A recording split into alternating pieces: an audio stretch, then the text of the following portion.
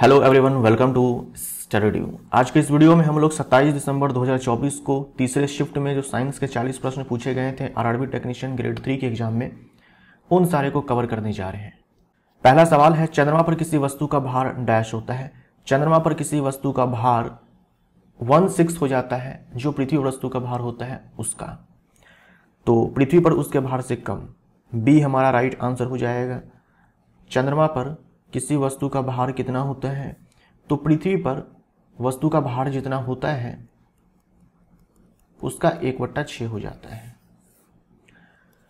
तो चंद्रमा पर वस्तु का भार पहले का 1/6 हो गया ना, पहले का मतलब जितना कि पृथ्वी पर था, तो पृथ्वी पर उसके भार से कम। किसी पिंड पर लगने वाले नियत बल द्वारा किया गया कार्य डैश होता है। किसी पिंड पर लगने वाले नियत बल द्वारा किया गया कार्य डैश होता है। अगर मान लो बल लगता है, कार्य होता है, तो वो कार्य धनात्मक हो सकता है या फिर ऋणात्मक हो सकता है। बी हमारा राइट आंसर हो जाएगा।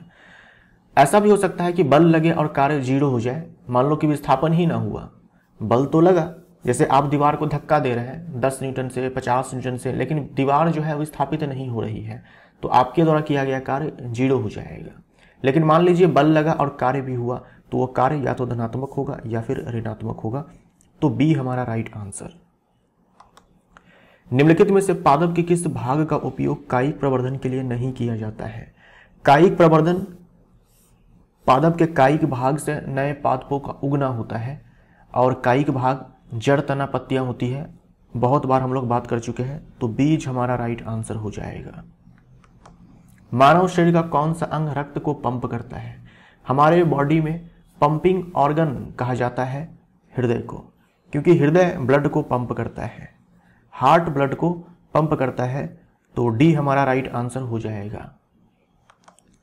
मनुष्य के उत्सर्जन तंत्र से संबंधित निम्नलिखित में से कौन सा विकल्प सुमेलित नहीं है। उत्सर्जन तंत्र से संबंधित, एक्सक्रीटरी सिस्टम से संबंधित, तो इस तरह के प्रश्न ऑलरेडी पूछे जा चुके हैं आपके इस एग्जाम में, हम लोग कवर कर चुके हैं। मूत्राशय संख्या में 1 है ना, एक ही मूत्राशय होता है, तो ये अयुग्मित है, यानी कि ये पेयर्ड नहीं है, ये सही सुमेलित है। मूत्रमार्ग संख्या में 1 है। मूत्रमार्ग हम लोग यूरेथ्रा को बोलते हैं, तो ये संख्या में 1 ही है। यहाँ पर लिखा हुआ 1 युग्म, यानी कि संख्या में 2, तो ये गलत सुमेलित है। मूत्रवाहिनी हम लोग बोलते हैं यूरेटर को। यूरेटर संख्या में 2 है, एक यहाँ पर है और एक यहाँ पर है, जो किडनी से मूत्र को मूत्राशय में लेकर के आती है, तो ये पेयर्ड है, संख्या में 2 है, पेयर्ड है। उसके बाद वृक्क यानी कि किडनी संख्या में 2 है, तो पेयर्ड है, इसलिए आंसर हमारा बी हो जाएगा। 1 किलोग्राम द्रव्यमान वाले एक घन के आकार का धातु का बक्सा एक मेज की क्षैतिज सतह पर रखा है। यह मानते हुए कि गुरुत्व त्वरण 10 मीटर पर सेकंड स्क्वायर है, मेज की सतह पर लगने वाला प्रणोद डैश है। प्रणोद यानी कि बल। ये मान लीजिए कि मेज है, इस पे एक बक्सा रखा हुआ है जिसका द्रव्यमान 1 किलोग्राम है। ये मेज की सतह पर कितना बल यानी कि प्रणोद लगाएगा, प्रणोद मतलब कितना लंबवत बल लगाएगा, तो भाई कितना लगाएगा, जो इसका भार होगा, और भार होता है mg के बराबर। m है 1 किलोग्राम और g का मान आपको 10 मीटर पर सेकंड स्क्वायर लेना है, तो 10 न्यूटन, जो प्रणोद आएगा वो 10 न्यूटन के बराबर आएगा। बी हमारा राइट आंसर। हमारे शरीर में गति के लिए कौन सा ऊतक उत्तरदायी है। हमारे शरीर में गति के लिए कौन सा ऊतक उत्तरदायी है। हमारे बॉडी में 4 प्रकार के ऊतक होते हैं। हमारे बॉडी में 4 प्रकार के ऊतक होते हैं। उपकला ऊतक है, संयोजी ऊतक है, पेशी ऊतक है और तंत्रिका ऊतक है। तो पेशी ऊतक कंकाल तंत्र के साथ मिलकर गति के लिए उत्तरदायी है। पेशियों में संकुचन होता है, शीतलन होता है, इसीलिए हम अपने हाथ को, पैर को, गर्दन को मोड़ पाते हैं, अदरवाइज हम नहीं कर पाएंगे ये सब। सी हमारा राइट आंसर हो जाएगा। गलत युग्म का चयन कीजिए। सब्जी जैव निम्नीकरणीय है, बिल्कुल सही है। जैव निम्नीकरणीय यानी कि सूक्ष्म जीव, खास करके बैक्टीरिया के द्वारा उसका अपघटन कर दिया जाएगा। प्लास्टिक ग्लास गैर जैव निम्नीकरणीय है, सही है। कागज का प्याला, कागज अपने आप में जैव निम्नीकरणीय होता है, सही है। कुल्हड़ गैर जैव निम्नीकरणीय है, ये गलत हो जाएगा। कुल्हड़ जैव निम्नीकरणीय होता है। डी हमारा राइट आंसर हो जाएगा। कुल्हड़ जो कि मिट्टी से बनता है। निम्नलिखित में से कौन सी धातु ठंडे जल के साथ अभिक्रिया नहीं करती है? तो ऑलरेडी मैं आपको बता चुका हूं, ये मैंने आपको समझाया हुआ है प्रीवियस वीडियो में। पोटेशियम, सोडियम, कैल्शियम ठंडा जल, गर्म जल और भाप तीनों के साथ अभिक्रिया करते हैं। मैग्नीशियम ठंडे जल के साथ अभिक्रिया नहीं करता, केवल गर्म जल और भाप के साथ करता है। तो मैग्नीशियम हमारा राइट आंसर हो जाएगा। ये तीनों तो ठंडे जल, गर्म जल, भाप तीनों के साथ अभिक्रिया करेंगे, लेकिन मैग्नीशियम केवल गर्म जल और भाप के साथ अभिक्रिया करेगा। Aluminium, zinc, iron, aluminium, zinc, iron ये तीनों जो है केवल भाप के साथ अभिक्रिया करते हैं। उसके बाद lead, mercury, copper, silver, gold ये सब तो पानी के साथ अभिक्रिया करते ही नहीं है, चाहे वो ठंडा जल हो, गर्म जल हो या फिर भाप हो। तो डी हमारा राइट आंसर यहां पर हो जाएगा। निम्नलिखित में से कौन प्लाज्मा में उपस्थित नहीं होता है? यहां पर ब्लड प्लाज्मा की बात की गई है। ब्लड प्लाज्मा में निम्नलिखित में से कौन उपस्थित नहीं होता है? तो अपाचित भोजन, है ना, अपाचित भोजन हो जाएगा। जो अपाचित भोजन होता है वो मलाशय में जमा होता है और मल के रूप में बाहर आ जाता है। जो पाचित भोजन होता है वो हमारे कोशिकाओं तक पहुंचता है प्लाज्मा के थ्रू, ब्लड के थ्रू। ब्लड में प्लाज्मा होता है तो इसी में घुल करके। ए हमारा राइट आंसर हो जाएगा। अदरवाइज इसमें हमें सॉल्ट्स, हार्मोन्स, प्रोटीन्स ये सब देखने को मिलते हैं, ये सब ट्रांसपोर्ट होते हैं ब्लड में प्लाज्मा में घुल करके। निम्नलिखित में से कौन सा जीव पुनर्जनन की क्षमता वाली कोशिकाओं का उपयोग मूकुलन के लिए करता है? यानी पुनर्जनन की क्षमता रखने वाली जो कोशिका होती है उसी का उपयोग मूकुलन के लिए करता है, यह है हाइड्रा। हाइड्रा में मूकुलन भी होता है और पुनर्जनन भी होता है, दोनों के दोनों होते हैं। डी हमारा राइट आंसर हो जाएगा। चुंबकीय क्षेत्र रेखाओं के लिए कौन कौन कथन सही नहीं है? यानी कि गलत स्टेटमेंट को चूज करना है। कोई भी दो क्षेत्र रेखाएं एक दूसरे को काटती नहीं पाई जाती है, बिल्कुल सही है। चुंबकीय क्षेत्र रेखाएं एक दूसरे को नहीं काटती है, ये स्टेटमेंट बिल्कुल सही है। चुंबकीय क्षेत्र की सापेक्ष शक्ति को क्षेत्र रेखाओं की निकटता की कोटि द्वारा दर्शाया जाता है, बिल्कुल सही है। चुंबकीय क्षेत्र रेखाएं जहां पास पास होती है हमें वहां पर समझ में आ जाता है कि चुंबकीय क्षेत्र प्रबल है, और जहां दूर दूर होती है वहां पर समझ में आ जाता है कि चुंबकीय क्षेत्र दुर्बल है। चुंबकीय क्षेत्र रेखाएं संवृत वक्र नहीं होती, ये गलत हो जाएगा। चुंबकीय क्षेत्र रेखाएं जो होती है वो बंद वक्र होती है, यानी क्लोज्ड लूप होती है चुंबकीय क्षेत्र रेखाएं। चुंबक के अंदर क्षेत्र रेखाओं की दिशा उसके दक्षिणी ध्रुव से उत्तरी ध्रुव तक होती है, बिल्कुल सही है। देखो बंद वक्र जो है चुंबकीय क्षेत्र रेखाएं होती है, मान लीजिए नॉर्थ पोल है, साउथ पोल है, ये बार मैग्नेट है, तो नॉर्थ पोल से रेखाएं निकलती है, साउथ पोल में जाती है चुंबक के बाहर, और साउथ में नॉर्थ से आती है। तो इस प्रकार से पूरा बंद वक्र है ना, ये देखो पूरा बंद वक्र है। तो चुंबकीय क्षेत्र रेखाएं जो होती है वो बंद वक्र होती है, ये स्टेटमेंट भी सही है। अंदर में साउथ से नॉर्थ की ओर है जो इसमें कहा गया है, यानी हमारा आंसर यहाँ पर सी है। संवेग का एसआई मात्रक क्या है? संवेग बराबर होता है द्रव्यमान गुने में वेग। संवेग अपने आप में सदिश राशि है, वेग भी सदिश राशि है। द्रव्यमान का आप एसआई मात्रक लिखेंगे किलोग्राम, और वेग का लिखेंगे मीटर पर सेकंड, किलोग्राम मीटर पर सेकंड। तो डी हमारा राइट आंसर हो जाएगा। जब जिंक ऑक्साइड कार्बन के साथ अभिक्रिया करता है तो निम्नलिखित में से क्या प्राप्त होता है? जिंक ऑक्साइड है, इसका अपचयन कराया जाता है कोक के फॉर्म में हम लोग कार्बन लेते हैं उससे, तो यहाँ पर जिंक अपचयित हो जाता है जिंक धातु में, और कार्बन मोनोऑक्साइड गैस यहाँ पर मुक्त होती है। तो जिंक और कार्बन मोनोऑक्साइड, बी हमारा राइट आंसर। डैश में राजधानियां मुख्यतः बड़े आकार की होती है, तो पादप कोशिका में सबसे बड़ा कोशिकांग राजधानी होती है, तो पादप कोशिकाओं, ए हमारा राइट आंसर हो जाएगा। पौधों में ऑक्सिन के कार्य से संबंधित सही विकल्प का चयन कीजिए। ऑलरेडी मैं आपको बता चुका हूं, ऑक्सिन हार्मोन ये कोशिका की लंबाई में वृद्धि करवाता है, और साइटोकाइनिन कोशिका को विभाजित करवाता है, ऑलरेडी बता चुका हूं।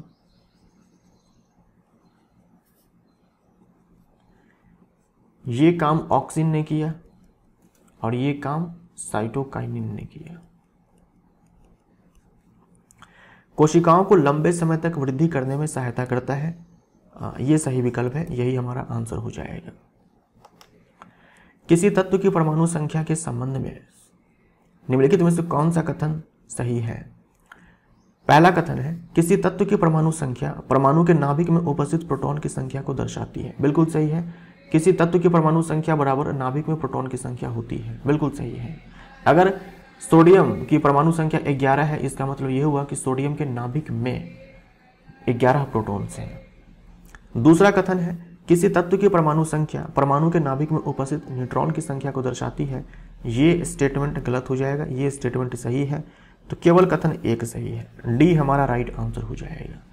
नाभिक में प्रोटॉन्स होते हैं और न्यूट्रॉन्स होते हैं।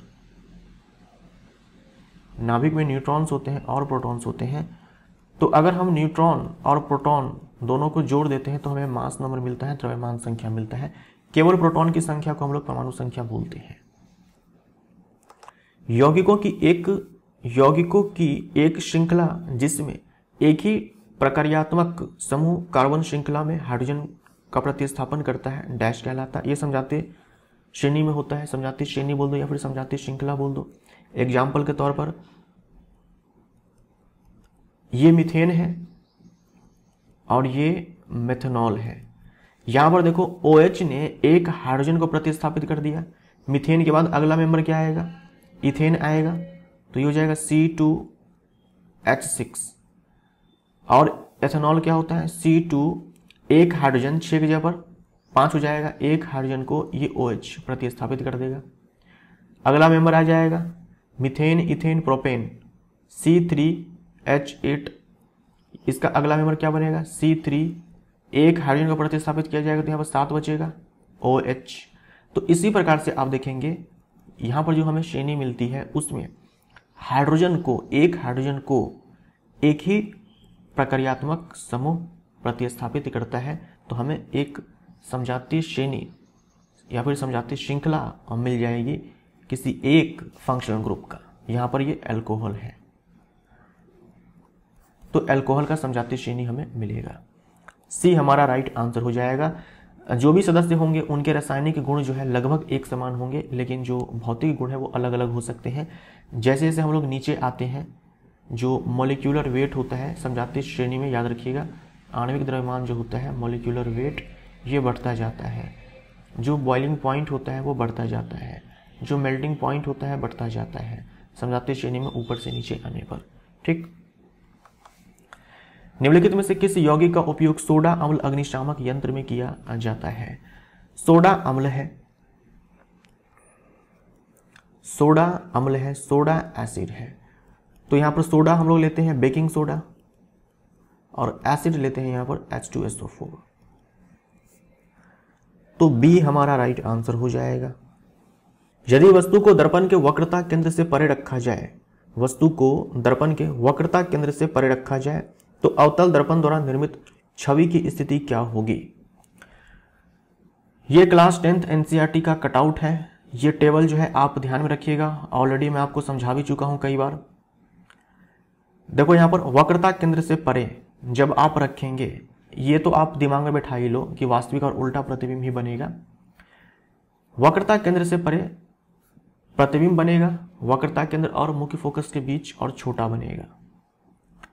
तो वक्रता केंद्र और फोकस बिंदु के बीच ये हमारा राइट आंसर हो जाएगा। ये वाला केस इसमें यूनिक है। जब वस्तु को रखा जाता है ध्रुव और फोकस के बीच प्रतिबिंब बनता है आभासी तथा सीधा। आभासी सीधा बनता है। आभासी सीधा प्रतिबिंब दर्पण के केस में दर्पण के पीछे बनता है और ये बड़े साइज का बनता है। इसके अलावा कोई सा भी केस उठा लो, वास्तविक और उल्टा प्रतिबिंब भी आपको मिलेगा। ये इकलौता केस है जहां आभासी और सीधा प्रतिबिंब बनता है अवतल दर्पण के केस में। निम्नलिखित में से कौन सी अभिक्रिया ऊष्माक्षेपी अभिक्रिया नहीं है? ऊष्माक्षेपी अभिक्रिया में ऊर्जा का उत्सर्जन होता है, ऊर्जा मुक्त होती है, ऊर्जा मुक्त होती है और ये ऊर्जा जो है ऊष्मा के रूप में मुक्त हो सकती है। तो श्वसन में हमें मालूम है कि ऊर्जा मुक्त होती है। ग्लूकोज को तोड़ करके ऊर्जा ही तो निकाला जाता है श्वसन में, तो ये बिल्कुल सही है। प्राकृतिक गैस को जब हम जलाएंगे तो वहाँ पर ऊष्मा का उत्सर्जन होता है, लाइट एनर्जी जो है वहाँ पर मुक्त होती है। तो ये स्टेटमेंट सही है। प्राकृतिक गैस को हम लोग इसलिए तो जलाते हैं ताकि हमें वहाँ से ऊर्जा मिले। फोटोसिंथेसिस में हमें ऊर्जा देनी पड़ती है लाइट एनर्जी के फॉर्म में। यहाँ पर ऊर्जा दी जाती है यहाँ पर तो ऊर्जा दी जाती है लाइट एनर्जी के फॉर्म में, तो ये उष्मा शोषी आप बोल सकते हो, उष्मा शोषी है, यानी कि एंडोथर्मिक है, ये एंडोथर्मिक है। सी हमारा राइट आंसर हो जाएगा। किसी प्रबल अम्ल का तनुकरण, एक प्रबल अम्ल है, एक स्ट्रांग एसिड है, उसमें आप जल मिलाते हैं तो भी वहां पर ऊष्मा का उत्सर्जन होता है, तो ये भी अपने आप में ऊष्माक्षेपी अभिक्रिया है। इसलिए कहा जाता है कि हमें पानी में अम्ल मिलाना चाहिए, ना कि अम्ल में पानी मिलाना चाहिए। निम्नलिखित में से कौन सा एक परजीवी जीव नहीं है, यानी कि पैरासिटिक ऑर्गेनिज्म नहीं है।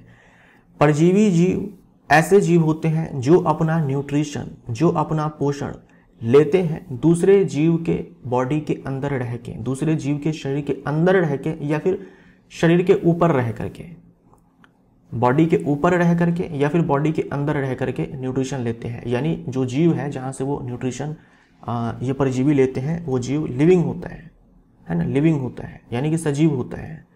तो ऐसे जीव जो दूसरे सजीव के शरीर के भीतर रह करके या फिर शरीर के ऊपर रह करके अपना पोषण लेते हैं, अपना न्यूट्रिशन लेते हैं, उस जीव को परजीवी हम लोग कहते हैं।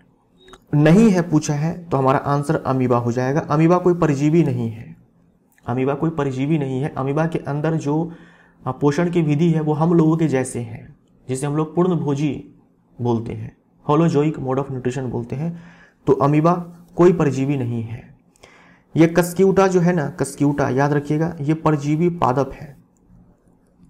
आपसे एग्जाम में बहुत पूछा जाता है, आपके इस वाले एग्जाम में भी पूछा गया है, परजीवी पादप है ये। कस्क्यूटा परजीवी पादप है। ये ऐसा पादप है जो अपना न्यूट्रिशन जो है दूसरे प्लांट बॉडी से लेता है। उसके बाद टिक्स हो गया, जू हमारे बॉडी के भीतर तो नहीं रहता है लेकिन हमारे बालों में तो रहता है, बॉडी के सरफेस पे तो रहता है, और वहां से जो है ये अपना न्यूट्रिशन लेता है। बालों में जो जू है वो बॉडी के सरफेस पे है। तो परजीवी ऐसे जीव होते हैं जो अपना न्यूट्रिशन लेते हैं दूसरे सजीव से बॉडी के भीतर रह करके या फिर बॉडी के सरफेस पे रह करके। तो हमारा आंसर यहाँ पर बी हो जाएगा। ये जो टिक्स है ये भी अपने आप में परजीवी हो जाएगा, ये भी बाह्य परजीवी है। जो परजीवी बॉडी के बाहर रह करके न्यूट्रिशन लेते हैं उसे हम लोग एक्टोपैरासाइट बोलते हैं, बाह्य परजीवी बोलते हैं, एक्टोपैरासाइट बोलते हैं। और जो बॉडी के भीतर रह के अपना न्यूट्रिशन लेते हैं उसे हम लोग एंडोपैरासाइट बोलते हैं, यानी कि अंतः परजीवी और बाह्य परजीवी। निम्नलिखित में से कौन सा कथन ओजोन के संबंध में सही नहीं है? ओजोन के बारे में सही नहीं है। यह जहरीला नहीं होता है, गलत हो जाएगा। यह जहरीला नहीं होता है, गलत हो जाएगा। यह जहरीला होता है, यानी कि यही हमारा आंसर हो जाएगा। नहीं, क्या पूछा है? ओजोन के संबंध में सही है, सही चूज करना है, यानी कि ये आंसर नहीं है। वायुमंडल में ओजोन की मात्रा में कमी क्लोरोफ्लोरोकार्बन के कारण होती है, बिल्कुल सही है। यह ऑक्सीजन के केवल 2 परमाणुओं के संयोग से बनता है, गलत हो जाएगा। ओजोन में ऑक्सीजन के 3 परमाणु होते हैं। यह ब्लड कैंसर का कारण बनता है, नहीं, यह त्वचा कैंसर का कारण बनता है, त्वचा कैंसर का कारण बनता है। तो केवल बी सही है, यही हमारा राइट आंसर हो जाएगा। निम्नलिखित में से किस प्रक्रिया में किसी जीव के शरीर के बाहर से अंदर ऊर्जा के स्रोत यानी भोजन का स्थानांतरण शामिल है? इन 4 में से वो कौन सी प्रक्रिया है जिसमें हम लोग भोजन को बाहर से अंदर बॉडी में लेते हैं? साफ तौर पर समझो कि हम भोजन खाते हैं, कौन सी प्रक्रिया में? तो पोषण में। भाई पोषण में हम लोग एक विधि पढ़ते हैं, अंतर्ग्रहण, इजेशन। इजेशन में क्या करते हैं? हम लोग भोजन को खाते हैं, तब जाकर के उसका होता है पाचन, तब होता है अवशोषण, ये सब पढ़ते हैं ना, कई सारे चरण होते हैं। सी हमारा राइट आंसर हो जाएगा। पोषण के कई सारे स्टेप्स होते हैं। एक तो होता है आपका अंतर्ग्रहण, है ना, अंतर्ग्रहण।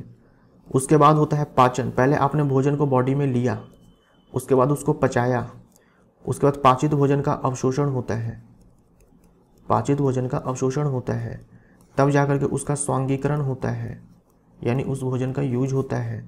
और जो अपाचित भोजन होता है उसको बाहर निकाल दिया जाता है, तो उसको हम लोग क्या बोलते हैं? बहिष्करण, बहिष्करण यानी कि इजेशन। तो यहां पर देखो, इसमें क्या होता है कि शरीर के बाहर से अंदर ऊर्जा के स्रोत यानी भोजन का स्थानांतरण शामिल है इसी अंतर्ग्रहण में। तो सी हमारा राइट आंसर। कारों के पश्च दृश्य रियर व्यू दर्पण में निम्नलिखित में से किसका उपयोग किया जाता है? तो पीछे के दृश्य को देखने के लिए हम लोग दर्पण किस दर्पण का उपयोग करते हैं? तो उत्तल दर्पण का उपयोग करते हैं। उत्तल दर्पण जो है छोटा प्रतिबिंब बना कर देता है, एक बड़े से एरिया का छोटा प्रतिबिंब बना कर देता है, तो एक बड़ा एरिया कवर कर देता है। ये हमारा राइट आंसर हो जाएगा। संतृप्त और असंतृप्त कार्बन यौगिकों के संबंध में निम्नलिखित में से कौन सा कथन सही है?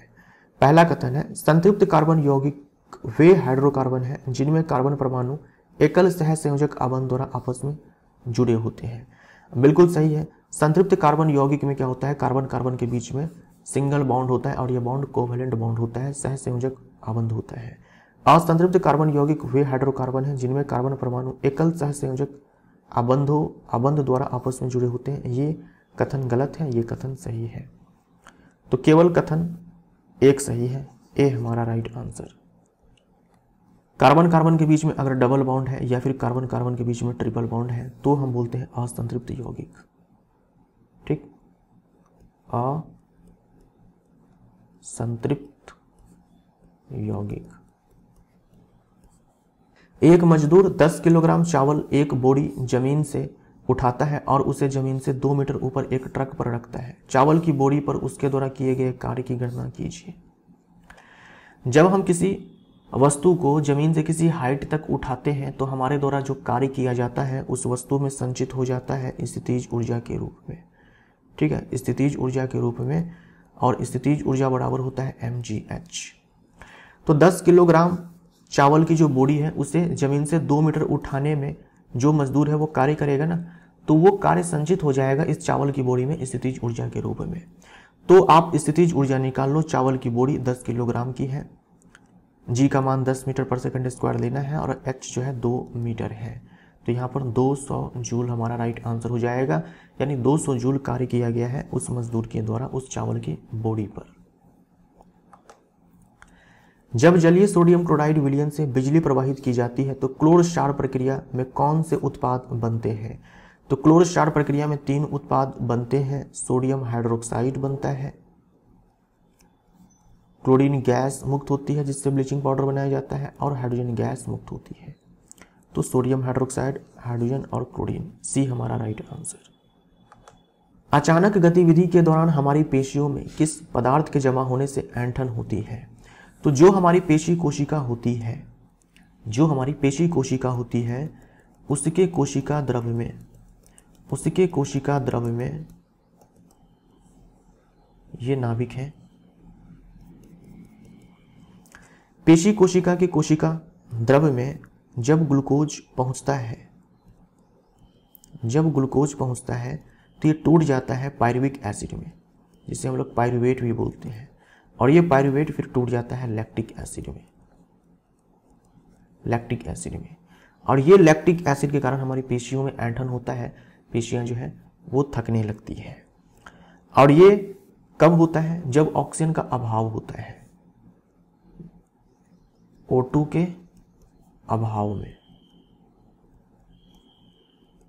ऑक्सीजन के अभाव में। O2 के अभाव में ऐसा होता है कि ग्लूकोज पायरुवेट में टूट जाता है और पायरुवेट लैक्टिक एसिड में टूट जाता है। ठीक, तो हम बोलेंगे लैक्टिक एसिड, ए हमारा आंसर हो जाएगा। लैक्टिक एसिड हमारा राइट आंसर। और ये ऑक्सीजन का अभाव होता कब है? जब हम ज़्यादा फिजिकल एक्टिविटी कर लेते हैं, ज़्यादा कार्य कर लेते हैं, यानी कि शारीरिक कार्य हम लोग ज़्यादा करते हैं, वैसे केस में ऐसा होता है। निम्नलिखित में से कौन सी धातु तनु नाइट्रिक अम्ल के साथ अभिक्रिया करके हाइड्रोजन गैस बनाती है? ये जो तनु नाइट्रिक अम्ल है ना, ये अत्यधिक तनु नाइट्रिक अम्ल होता है। यहाँ पर लिखा होना चाहिए अत्यधिक तनु नाइट्रिक अम्ल के साथ मैंगनीज और मैग्नीशियम जब अभिक्रिया करते हैं तो हाइड्रोजन गैस बनती है। अगर ये अत्यधिक तनु नाइट्रिक अम्ल नहीं रहेगा ना तो हाइड्रोजन गैस का उत्सर्जन नहीं होगा। सी हमारा राइट आंसर हो जाएगा। मैंगनीज और मैग्नीशियम याद रखिएगा। द्रव अवस्था में बदले बिना सीधे गैस से ठोस अवस्था में परिवर्तन को क्या कहा जाता है? सीधे गैस से ठोस अवस्था में आना ये निक्षेपण कहलाता है। डेपोजिशन कहलाता है। ए हमारा राइट आंसर हो जाएगा, कई बार हम लोग बात कर चुके हैं। जब मैग्नीशियम का वायु में दहन होता है तो ज्वाला का रंग क्या होता है? मैग्नीशियम को अगर आप जलाते हैं वायु में तो मैग्नीशियम ऑक्साइड का सफेद चूर्ण बनता है, वाइट पाउडर बनता है ना, वाइट पाउडर बनता है। और मैग्नीशियम जलता है चमकदार श्वेत लौ के साथ, तो हमारा आंसर सफेद हो जाएगा। चमकदार सफेद रंग के साथ जलता है। जो ज्वाला है वो वाइट होता है और ब्राइट होता है, चमकदार सफेद ज्वाला के साथ। ए हमारा राइट आंसर। 0.5 किलोग्राम द्रव्यमान की एक गेंद 6 मीटर पर सेकंड के एक समान वेग से गति कर रही है। गेंद की गतिज ऊर्जा कितनी है? तो गतिज ऊर्जा बराबर हो जाएगा हाफ mv²। हाफ हो जाएगा, m है 0.5 और v का मान है 6, तो 6 गुने में 6 हो जाएगा, 2/3 में 6 हो जाएगा, 6 3 18, 18 5 में 90, 1 दशमलव बैठाएंगे 9 जूल। सी हमारा राइट आंसर। कार्बन 12 समस्थानिक का परमाणु द्रव्यमान कितना है? कार्बन 12 समस्थानिक का परमाणु द्रव्यमान कितना है? तो आप कार्बन का परमाणु द्रव्यमान कितना याद कर रखते हैं? 12, तो यही हमारा आंसर हो जाएगा। जो कार्बन हम लोग बोलते हैं अपने पढ़ाई लिखाई में, वो कार्बन 12 ही होता है, जिसका परमाणु द्रव्यमान हम लोग क्या याद करते हैं? 12 याद करते हैं। डी हमारा राइट आंसर। विरंजन चूर्ण बनाने के लिए निम्नलिखित में से किसे शुष्क बुझे हुए चूने के साथ उपचारित किया जाता है? शुष्क बुझे हुए चूने से क्लोरीन गैस प्रवाहित करने पर विरंजक चूर्ण बनता है, तो बी हमारा राइट आंसर हो जाएगा। और ये क्लोरीन गैस मुक्त होती है क्लोरो क्षार प्रक्रिया में। +2 डायोप्टर और -0.25 डायोप्टर क्षमता वाले दो लेंसों का संयोजन कितनी क्षमता के एकल लेंस के तुल्य है? दो लेंस है, अलग अलग क्षमता है, दोनों को कंबाइन कर दिया गया है, तो अब तुल्य लेंस बताइए। तो कुछ नहीं करना होता है, सिंपली जोड़ देना होता है साइन के साथ। साइन के साथ जोड़ना है आपको। तो यहाँ पर +2 डायोप्टर, यहाँ पर -0.25 डायोप्टर, तो माइनस करेंगे तो मिल जाएगा +175 डायोप्टर। सिंपली जोड़ देना होता है और कुछ नहीं करना होता है। सिंपली आपको जोड़ देना होता है, चिन्ह के साथ जोड़ना होता है, ये ध्यान रखिएगा। बीजगणितीय समेशन लेना होता है, यहाँ पर अलजेब्रिक समेशन करना पड़ता है। यहाँ पर किसी गतिमान पिंड द्वारा उसकी गति में परिवर्तन के कारण प्राप्त ऊर्जा किस प्रकार की ऊर्जा होती है? तो गति के कारण जो ऊर्जा होती है वस्तु में, उसे हम लोग गतिज ऊर्जा बोलते हैं। तो ए हमारा राइट आंसर हो जाएगा। निम्नलिखित में से कौन सा समीकरण सत्य है? जब द्रव्यमान m और m की दो वस्तुएं a और b एक दूसरे से d दूरी पर रखी होती है, f उनके बीच आकर्षण बल है और g सार्वभौमिक गुरुत्वाकर्षण नियतांक है। भाई दो बॉडी है a और b, d दूरी पर है, इसका द्रव्यमान m है, कैपिटल M, इसका स्मॉल m है, तो ये दोनों एक दूसरे को अट्रैक्ट करेंगे। इस दुनिया में हर दो वस्तु एक दूसरे को खींच रही है अपनी ओर एक बल से। उस बल को कहा जाता है गुरुत्वाकर्षण बल, जिसे देने का ये फॉर्मूला होता है। तो हमारा आंसर हो जाएगा बी। एक लड़की एक ट्रॉली को नियत बल F से दूरी S तक धकेलती है, किया गया कार्य क्या होगा?